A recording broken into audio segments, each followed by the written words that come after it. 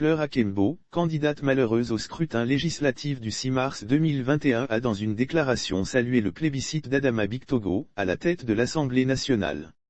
D'entrée, l'ex-adversaire au candidat élu de la circonscription d'Ashboville commune a salué le caractère démocratique du scrutin, sanctionné par le plébiscite du député Adama Bictogo à la tête du perchoir. Je me félicite des principes démocratiques qui ont prévalu au cours de cette élection, a déclaré la proche de Laurent Gbagbo.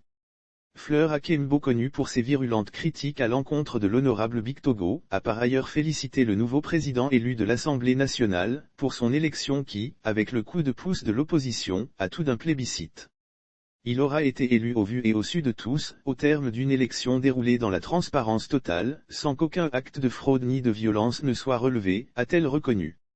L'honorable Jean-Michel Amankou a suivi ses convictions. Il a osé, et son audace est à saluer. Avant, le secrétaire national technique du Parti des peuples africains Côte d'Ivoire a félicité l'honorable Jean-Michel Amankou, député de Damé candidat malheureux pour le courage politique dont il a fait preuve face à son challenger du jour.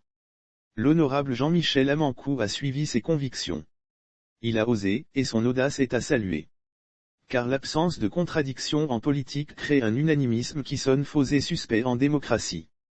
Même s'il n'exclut pas le consensus, la démocratie nécessite l'expression d'idées contradictoires avec le débat comme modus operandi, a-t-elle expliqué. Lire aussi Côte d'Ivoire, Adama Bictogo élu nouveau président de l'Assemblée nationale avec 237 voix sur 248 votants, contrairement à certains observateurs qui estiment que le député des Agni Bilekro a manqué le coche en maintenant sa candidature malgré la désapprobation du PDCIRDA, sa famille politique. Fleur Akembo salue plutôt une initiative légitime. Son initiative de se porter candidat à cette élection est légitime.